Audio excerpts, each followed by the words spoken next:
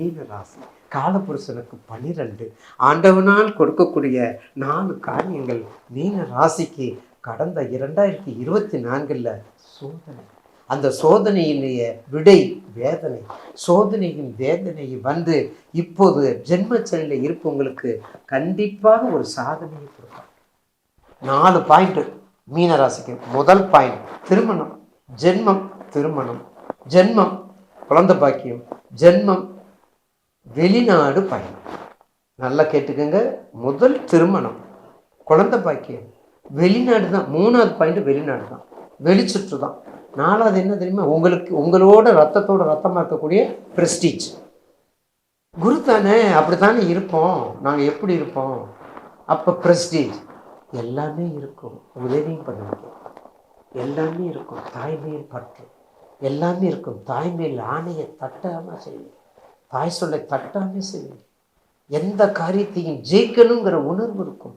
எந்த காரியத்திலையும் வெற்றியாக சூடணுங்கிற அந்த குறிக்கோள் நிறைந்த மீனராசி நேயர்களுக்கு என்னதான் சனீஸ்வரர் ஜென்மத்தில் இருந்தாலும் உங்களுடைய ராசிநாதன் வரக்கூடிய 2025 இப்போ 3ஆம் இடத்தோட 4ஆம் இடத்துக்கு போகிறதுனால கண்டிப்பாக உங்கள் வீட்டுக்கு இந்த சனி பயிற்சி உங்கள் வீட்டுக்கு வந்து ஜென்மத்தில் இருக்கிறதும் ஒரு பாயிண்ட்டு.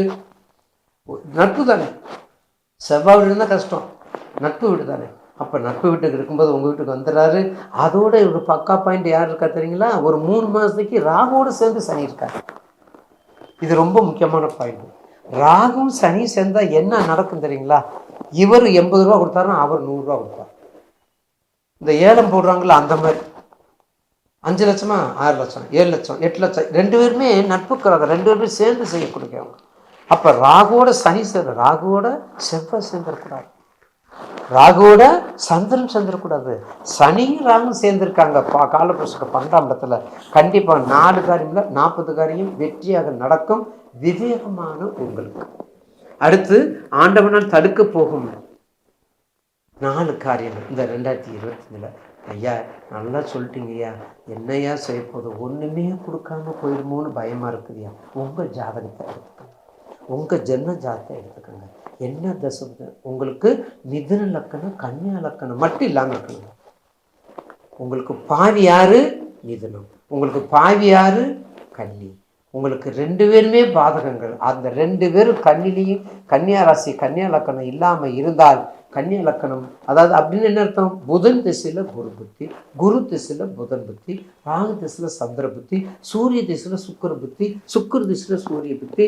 இந்த மாதிரி எதிரடையாக இருக்கக்கூடிய கோள்கள், எதிரடையாக இருக்கக்கூடிய அன்னை எப்பச்சாதான் திரும்ப கல்யாணம். இந்த மாதிரி எதிரடையாக இருக்கக்கூடிய கோள்கள் இருக்கக்கூடிய கண்டிப்பாக அந்த மாதிரி தசாபத்தி வந்தால் மிக கவனமாக இருப்பது. மீதி உள்ள 4 காரியங்கள் தடைபடக்கூடிய நேரங்கள், காரியங்கள் தடைபடக்கூடிய நேரங்கள்.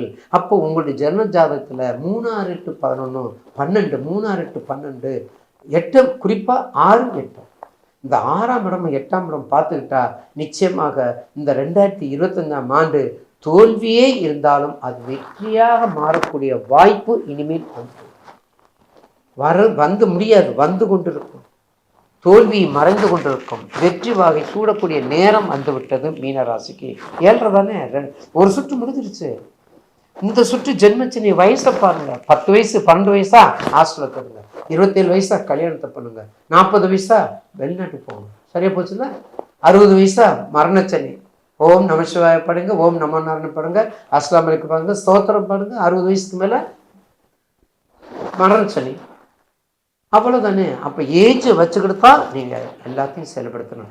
ஏஜை வச்சுக்கிட்டு தான் தசாபத்தி, ஏஜை வச்சுக்கிட்டு தான் உங்களுடைய ஜாதகத்தினுடைய அடிப்படை தத்துவங்கள், அடிப்படை காரணக்கர்த்தா, குலதெய்வ வழிபாடு, பிள்ளையார் வழிபாடு, சக்கரத்தர் வழிபாடு, குரு சார்ந்த வழிபாடு, ராகவேந்திரா குரு, ரமண மகரிஷி, ராமானுஜர், நாராயண குரு, இந்த மாதிரி குரு வழிபாடெல்லாம் பண்ணி வந்தீங்கன்னா நிச்சயமாக இந்த ஆண்டு உங்களுக்கு 2025 ஆண்டு மீனராசி நேயர்களுக்கு பிரஸ்டீஜோடு இருக்கக்கூடிய ஆண்டாக இருக்கும் என்பதில் மாற்று கருத்தல்ல.